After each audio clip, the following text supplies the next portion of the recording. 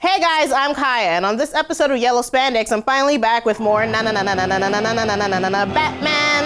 We've already covered the Caped Crusader's exploits in animation, and with Justice League on the horizon, we thought it was time to take a look at Batman's live-action evolution. After Bob Kane and Bill Finger created Batman in 1939, it only took 4 years for The Dark Knight to get its first live-action adventure, a 1943 serial simply called Batman. Yes, Batman.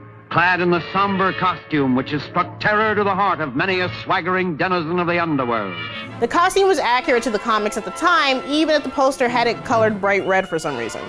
But in terms of execution, I could probably get a better Batsuit at Party City, but it's the 40s, so it's fine.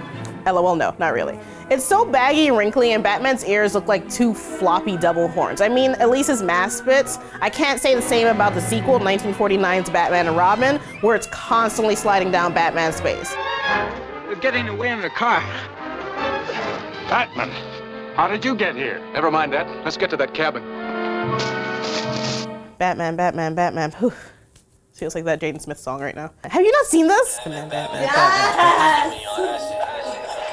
No live-action Batman costume will ever top Jaden Smith's white Batman costume.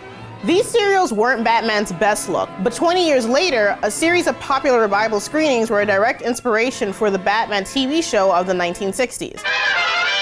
For the first Batsuit ever seen in living color, the designers turned toward the new look Batman that had just debuted in the comics. That's where the yellow oval behind the Bat logo was introduced. And the bright blue and gray color scheme was the perfect match for the campy 1966 series. True, Robin. It was noble of that animal to hurl himself into the path of that final torpedo. He gave his life for ours. Unlike later Batmen, Adam West didn't need any molded rubber and fake muscles to pull off the Caped Crusader. Pure West. But he did require a hard fiberglass shell underneath his cowl. The front of the mask was painted black to mimic the shading used by artists at the time, and the look was completed with two happy little eyebrows and some tiny mouse ears. I don't know why they needed to add that. It's one of TV's most iconic costumes, which makes it a shame the originals are in such bad shape. The silk material reacted badly under the studio lights, and you can actually see the color change over the course of the series. Today, the surviving screen-used costumes are completely purple. After Frank Miller's The Dark Knight Returns brought the Caped Crusader back to his gritty roots, moviegoers were introduced to a brand new Batman for the 90s. Tim Burton's 1989 Batman movie was actually the first Batman that I was introduced to, live action-wise. I'm Batman. And I saw it after I saw Nightmare Before Christmas and fell in love with Burton there. So a Burton Batman was like a match made in heaven for me. Burton and designer Bob Ringwood wanted to get far away from those colorful spandex looks that you find in the comics. And their Batman sure as hell wasn't going to wear his underwear on the outside. So they ditched all the color outside of the belt and the symbol, and they molded the costume out of black latex rubber. That was a huge innovation by itself. I mean, the last big superhero franchise was the Christopher Reeve Superman series, and that costume was just plain old cloth. Since Michael Keaton didn't exactly have the physique of a ninja warrior, all that latex let them sculpt muscles directly into the suit. They couldn't recreate Batman's blank white eyes traditionally used in the comics, but some black makeup underneath the mask was a clever compromise that's been used in every Batman movie since. The giant rubber cowl looked incredible, but it introduced one teeny problem. It was impossible for Keaton to move around his head. It's just like, no movement at all. Now beat up a bunch of like attacking henchmen without moving your head. Don't try that at home, kids. It was impossible for Keaton to move his head. On top of that, the suit was extremely heavy, hot, and uncomfortable.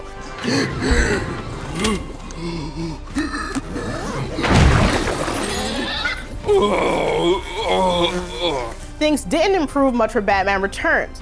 The process used to build the suit stayed the same, while the design ditched the muscled look for an angular Art Deco armor. Classy. Burton wanted the costume to look like an Oscar statue, and it had just as much mobility. Batman Forever went back to the anatomical look and then some, and I am of course referring to the bat nipples. What's wrong?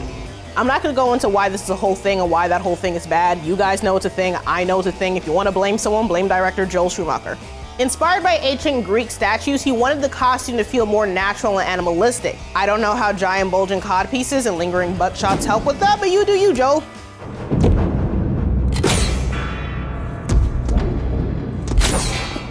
When the movie starts, Batman's costume looks a lot like the original 1989 version. By the end, he replaces it with an all-black sonar suit with a bigger bat symbol, so kids would have an additional Batman figure to buy. The word of the day, kids, is toyetic.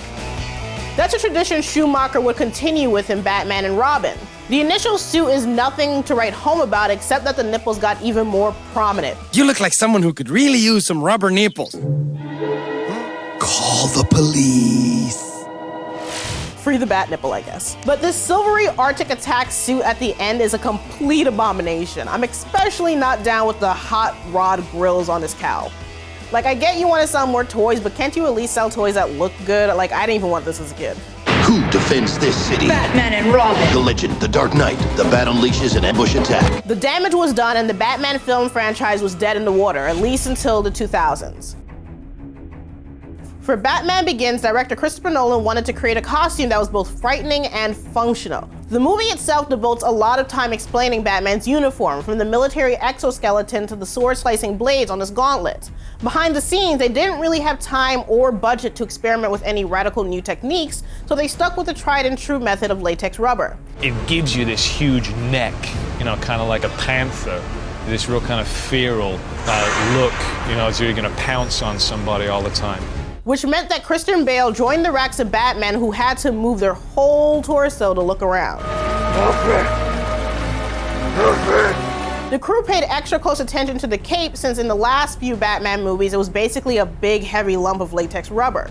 They wanted a material that would billow and flow the way that it did in the comics, and since it didn't exist, they had to invent their own. Inspired by experimental military memory fabric, hold on.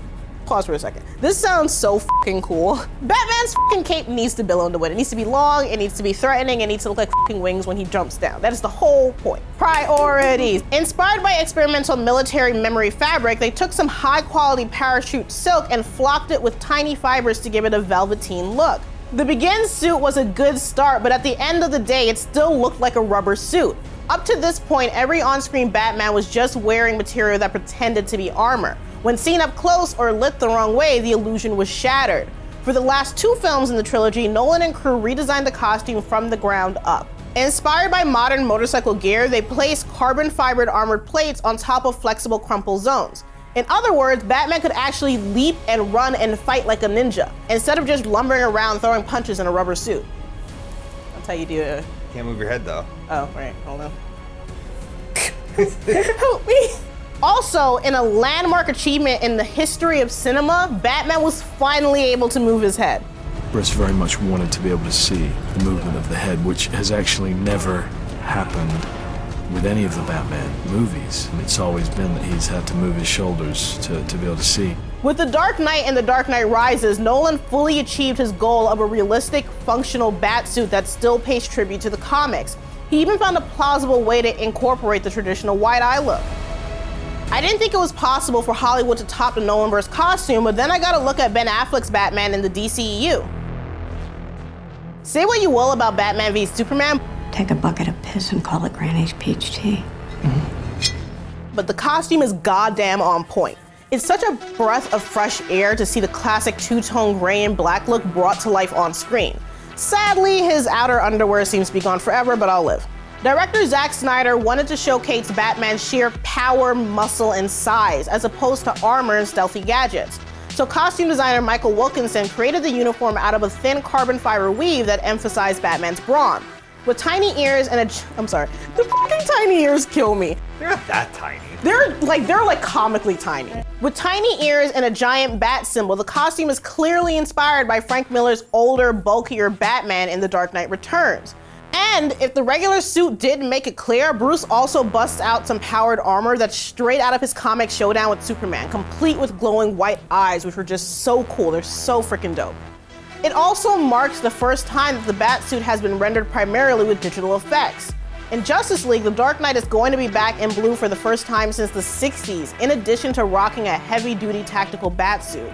It's a little busier than the classic comic look that he had in Batman v Superman, but I can dig it. It looks a lot like the costume from the Arkham games, just with a terrible set of goggles that Zack Snyder snagged from Night Owl. So what happens when you let a man direct multiple comic movies. He just is just like, I'm gonna take this from the prop. Can I borrow this prop?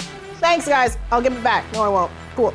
It's a little too close to the toyetic Schumacher costumes for my liking, but as we've seen in this episode, Batman's design is flexible. From gray pajamas to all black armor, the iconic elements of the Batsuit endure through every era. Hey guys, thanks for watching another episode of Yellow Spandex. We talked a lot about Batman's costume, but I want to know who your favorite Batman is. My favorite is Jaden Smith. LOJK, no, it's Ben Affleck. I'm really excited to see him in Justice League, so let me know who you're excited to see or have seen in the past down in the comments below, and as always, subscribe to Now This Nerd.